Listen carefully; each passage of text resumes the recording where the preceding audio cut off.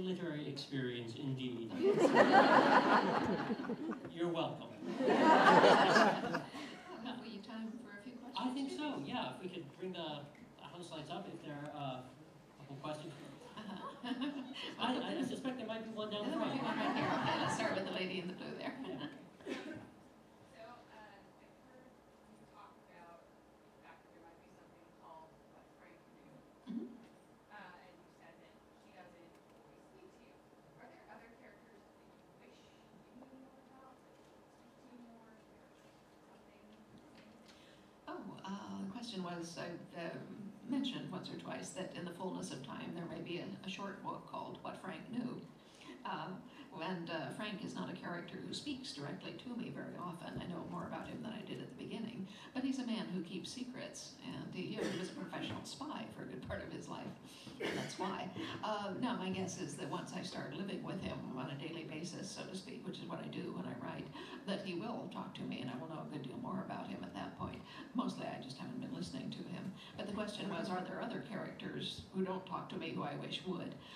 No, there are a lot of characters that I would like to know more about, and I'm pretty sure that in the fullness of time I will. Hal's wife, Minerva, being one of them. I would like to know about many. And she's begun to talk to me about the night she met Hal, so that'll eventually turn up somewhere, but I don't know where. You have to wait and see who's talking to you. Some people talk to you without no prompting at all. Those are the characters I call mushrooms. Yeah, you, but I mean characters. Yes, and the lady in the blue t-shirt. You mentioned that when you were talking to the star people, that they asked you if there's anything that you didn't write in the books that, that happened that they should know about. Yeah. Is there anything that you can share with us that didn't happen in the books? Yeah, the question was, she mentioned, am I talking to the stars people, and I'm asking if there were things that happened that didn't happen in the books, but that I knew about, and could I tell them? Yeah, let's see, I think that the only thing I can think of off the top of my head that I told them was about the fact that Frank was a professional spy, not only during the war, but thereafter. And that's why he is always very secretive, and it accounts for some of the things that he does, and some of the things you find out ex post facto, like Claire. It's because he has lived all his life with secrets. And I told Tobias Menzies that too, which I think he will make good account of. Yeah, let me see, a lady back there in the white with the sparkles.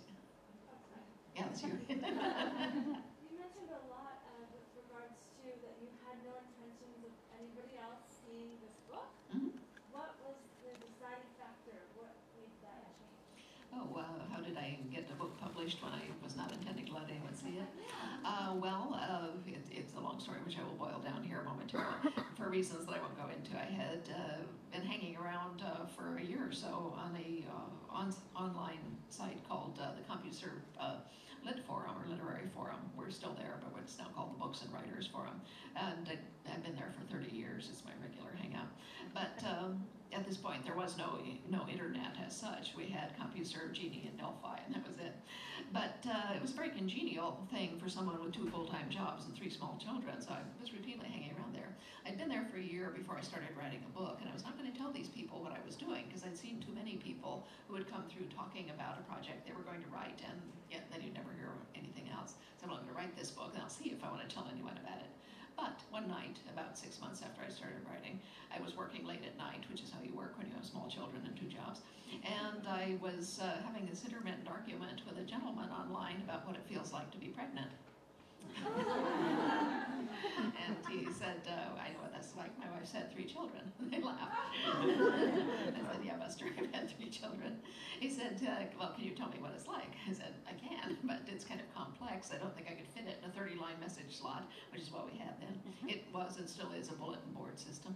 Anyway, I said, I have this little piece that I wrote 4 or 5 months ago in which a young woman tells her brother in some detail what it's like to be pregnant. I'll put it up and you can read it. And my husband says, I am congenitally unable to lose an argument. He's right. Anyway, I won that one, but everyone who'd been following the argument went and read this piece. They all came rushing back and they said, well, this is great. What is it? And I said, I don't know. And they said, where's the beginning? And I said, I haven't written that yet. And they said, well, put up some more of it. Well, I don't write in a straight line, and I don't write with an outline. So I write in these disconnected pieces, which gradually join up. So anyway, I don't have chapters till the final thing before I send the manuscript to my editor. So I just had scenes. So if I had a scene that would stand without a lot of explanation, this happened every 2 or 3 months. I'd have 5 or 10 pages. I'd put it people got more and more excited about it. And they said, this is cool, we love these characters, you know, you should try and publish this. And I said, well, I don't even know what kind of book it is, you know, but eventually I'm going to write something I'd like to publish, you know, what should I do? Because by this time I knew a number of professional writers fairly well, and they were very kind about sharing information. Every single one of them said, get a literary agent. An agent can get you read much more quickly than if you're sending things through a slush pile. If the book does sell, the agent can negotiate a much better contract than you can do, which is totally true. I said, great, how do you find an agent? They gave me advice. Anyway, that's how I came to find an agent, and I already told you what happened next. Or maybe I didn't. I may have been earlier that I was telling you that. Did I tell you about the, it was somebody earlier who was saying, you know, it was the makeup person who did the beautiful job you see on my face. And you never know what you're going to get when someone makes you up. It's always a surprise. And this one is nice. Yeah, but I've had rude shocks, but this one was nice. Anyway, she was saying, was it really hard to get published? And I said, well, no, it was actually embarrassingly easy, because I did have an agent before I finished the book. I sent it to Perry, was his name, and he said, well, I'm sending it out today to 5 editors who I thought might like it. And I said, great, how long do you think we might have to wait for an answer? He said, oh, I'm telling them all I want an answer in 30 days. And I'm thinking, well, you picked the right agent. So I still had to wait. 4 days later, I get a call and said, this is Perry, I just called to update you on your manuscript. And I thought, well, at least one of those 5 has said, here, I'm not reading a 10-pound book, take it back. So I called back expecting to hear that, and instead he said, well, of the 5, so far 3 of them have called back with offers to buy it. So he negotiated amongst them, he merged with a 3-book contract, and bing, I was a novelist. Wow.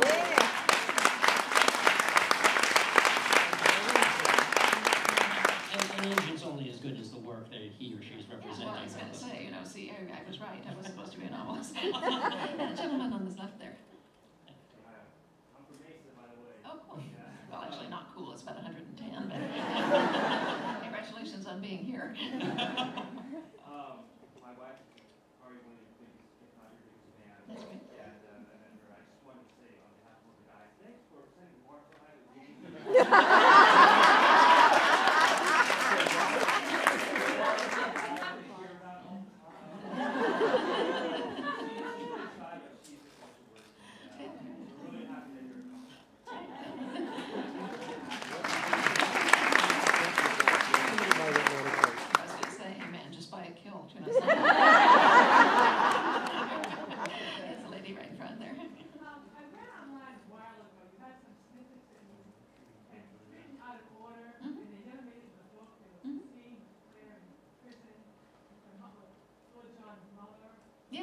Yeah, that just didn't work for some reason. They don't always, but yeah.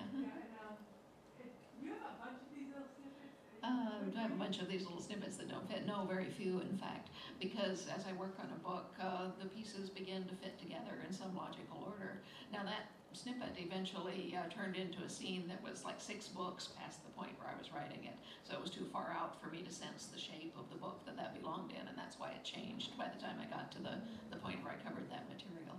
But otherwise, no, almost nothing of a complete nature. There'll be like a half-page scene that just stops dead, is not going anywhere. When that happens, you know, I'll usually just abandon it. But usually that's an indication that I'm writing it from the wrong person's point of view, and so I'll come back into it somewhere else, and then it flows.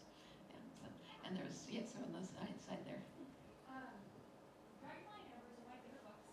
I read it multiple times, but I found every time I recommend a series to someone, and it happened with me as well, we get stuck about halfway through and start over again at the beginning. It's the only book that has that feel to it where you have to go, wait a minute, I need to see this again before you get to the end, at least in my experience. Was there anything different in the process when you wrote that was different to you? In which book? Dragonfly and Embers. Oh, well, it was my second book, you know, so it was the first time that I'd written the second book. You know, when you write a first book, I mean, you got no baggage. You could go anywhere.